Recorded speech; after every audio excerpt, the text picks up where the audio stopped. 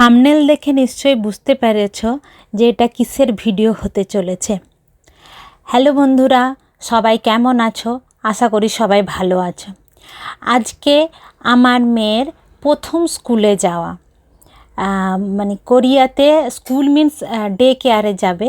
তো এই ডে কেয়ারে যেতে গেলে কিভাবে যেতে হয় বা ও কীভাবে যাচ্ছে সমস্ত কিছু ডিটেলস আজ বলবো। সেকেন্ড ফ্লোর থেকে নামতে নামতে বেচারা প্রায় হাঁপিয়েই পড়েছে। তো সকাল 9টার মধ্যে এখানে যেতে হয় স্কুলে। যারা ওয়ার্কিং মাদার বা ওয়ার্কিং মেম্বার্স আছে তো তাদের জন্য 7টা থেকে যেতে পারে, তো তাদের জন্য এক্সট্রা করে পে করতে হয়। এই দেখো, এটা আমাদের বিল্ডিং, আমরা সেকেন্ড ফ্লোরে থাকি। So the school is not so far. It takes 15 minutes by walk. So yesterday night there was heavy raining, so today morning the sky is little cloudy and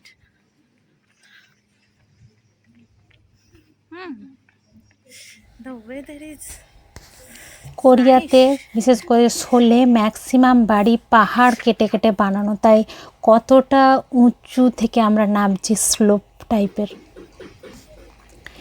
এই যে হেঁটে চলছি, আর লক্ষ্য করে দেখলে দেখতে পাবে সামনে নামসান টাওয়ার। আর যেহেতু এত সকালবেলায় আমরা যাচ্ছি, তারপরে আবার বললাম গতকাল রাতে বৃষ্টি হয়েছিল, তো তার জন্য লোকজন একটু খুবই কম বেরিয়েছে। আর এই রাস্তাটা হচ্ছে ওদের স্কুলের রাস্তা। এখানে পুরোটা মানে পেপার ফ্যাক্টরি মেনলি এখানে, তারই মধ্যে এই স্কুলটা। আর স্কুলের পাশেই এই একটা প্লেগ্রাউন্ড। আমি জানি না স্কুলের মধ্যে ভিডিও করতে দেবে কিনা, তাও আমি চেষ্টা করব। এই দেখো প্লেগ্রাউন্ডটা। এখানে স্কুলে ভর্তি হলে প্লে স্কুল থেকে শুরু করে এলিমেন্টারি স্কুল অবধি সমস্ত কিছু ফ্রিতে দেওয়া হয়, বুকস, ড্রেস অ্যান্ড ব্যাগ। আর ব্রেকফাস্ট আর লাঞ্চটা এটাও কম্পালসারি এরা দেয়। তো এবার তার জন্য সকাল 9টার মধ্যে যদি তুমি স্কুলে আসতে পারো তাহলে তুমি ব্রেকফাস্টটা খেতে পারো, বাট 9টা যদি 5 হয়ে যায় বা 10 হয়ে যায় কিন্তু পাওয়া যাবে না। এটা স্কুলের ইন্টারনাল ভিউ। এটা আমি ভিডিওটা করতে পেরেছি এই কারণে, এখানে যখন বাচ্চাকে প্রথম স্কুলে দেয়া হয় তো তাদের সাথে তাদের বাবা বা মাকে থাকতে হয়, কারণ এখানে যে বাচ্চা থাকবে এটা 7 দিন বা 15 দিনের জন্য থাকতে পারে, কারণ তাকে অ্যাডজাস্টমেন্ট করানোর জন্য টিচারদের সাথে কথা বলা বা কি খাচ্ছে বা। আর বিশেষ করে আমরা তো আবার অন্য কালচারের সাথে আছি না, মানে কোরিয়ান কালচার না, তো সেইটা অ্যাডজাস্টমেন্ট হওয়ার জন্য 7 দিন বা 10 দিনও অনেক বাচ্চা অ্যাডাপ্ট করে নিতে পারে। মানে এদের এখানে স্কুলে যেতে থাকলে, মানে সে প্লে স্কুলে হোক বা এলিমেন্টারি স্কুলে হোক, সব লেভেলেই এদেরকে বিভিন্ন রকমের এক্সপিরিয়েন্স করানো হয়।